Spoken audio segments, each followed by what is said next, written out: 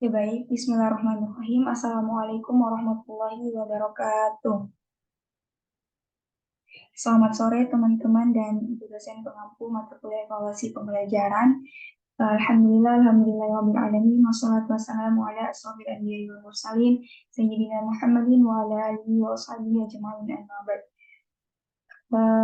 Marilah kita memanjatkan puji dan puji syukur kita atas kehadirat Allah Subhanahu wa taala yang telah memberikan kita rahmat hidayah dan taufiknya sehingga kita masih diberi kesehatan dan umur yang panjang dan kelancaran dalam melaksanakan aktivitas kita dalam keseharian. Salawat beserta salam tak lupa kita kirimkan kepada junjungan kita Nabiullah Muhammad Sallallahu Alaihi Wasallam. Nabi yang telah mengantarkan kita dari alam kegelapan menuju ke alam yang terang benderang, seperti yang kita rasakan sekarang ini dengan suatu konsep minas sulumati ilan nur. Baiklah teman-teman sekalian, di sini saya Radia Makfira dari kelas M215 dengan NIM 210407500035, program studi pendidikan guru sekolah dasar Fakultas Ilmu Pendidikan Universitas Negeri Makassar. Saya akan memaparkan materi mengenai tingkat kesukaran, daya beda, dan distraktor.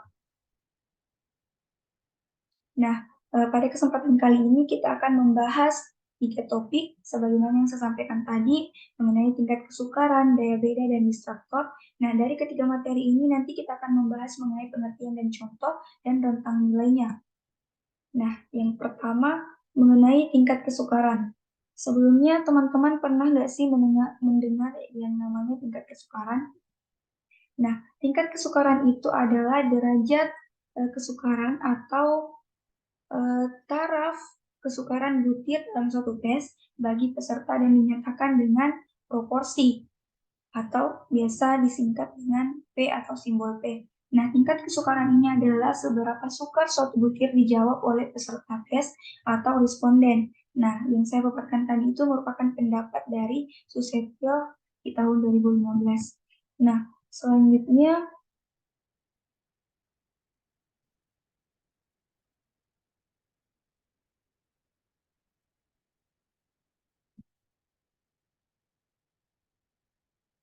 kita akan membahas mengenai rentang nilai dari tingkat kesukaran. Nah, 0,30 itu ke bawah disebut sukar,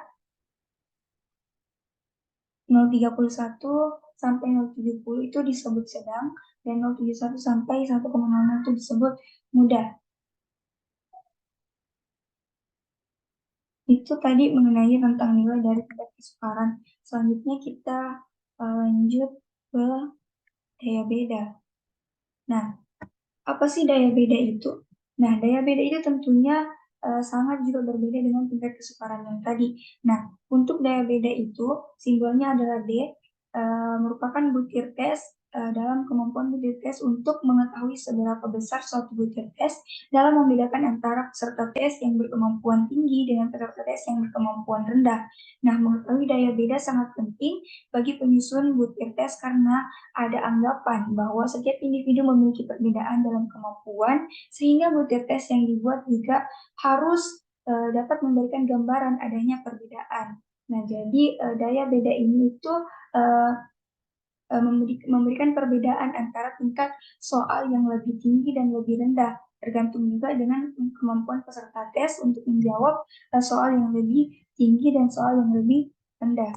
Nah, itu tadi mengenai pengertian dari daya beda. Selanjutnya mengenai rentang nilai dari daya beda tersebut, teman-teman dapat lihat di layar. Untuk indeks daya beda itu untuk 0,40 itu keterangannya sangat baik atau soal diterima dengan baik.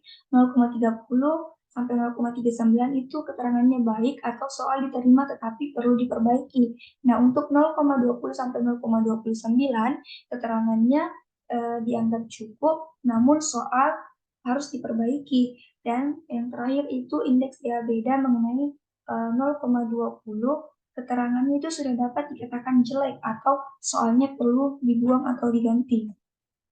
Nah, yang ketiga mengenai distraktor. Nah, ini materi kita yang terakhir pada sore hari ini. Nah, teman-teman tahu gak sih apa sih distraktor itu? Tentunya distraktor juga berbeda dengan tingkat kesukaran dan daya beda yang telah kita bahas tadi. Nah, distraktor ini disebut juga dengan pengecoh. Nah, Analisis pengecoh atau distraktor tujuannya adalah mengetahui kemampuan responden yang sebenarnya dengan jalan memberikan pilihan alternatif yang memungkinkan untuk dipilih, terutama bagi responden yang tidak memahami butir tes tersebut atau butir tes yang dijumpainya. Nah, mengenai rentang nilai dari distraktor tersebut, di sini tidak dapat saya jelaskan karena rentang nilai dari distraktor ini juga menyesuaikan ya teman-teman bagi responden yang mengikuti tes. Nah, oke teman-teman sekalian, mungkin demikianlah pembahasan atau pemaparan saya mengenai materi tingkat kesukaran, daya beda, dan distraktor. Jika ada kesalahan dari saya mohon dimaafkan dan jika ada benarnya itu datangnya dari Allah Subhanahu wa taala karena saya sebagai manusia biasa tidak luput dari kesalahan dan kehilafan. Baiklah teman-teman sekalian, saya tutup pemaparan materi saya pada hari ini dengan ucapan alhamdulillahirabbil alamin. Kemudian kurangnya mohon dimaafkan. Burung Irian, Burung Cendrawasih, cukup sekian dan terima kasih. Wabillahi taufiq wassalam. Wassalamualaikum warahmatullahi wabarakatuh.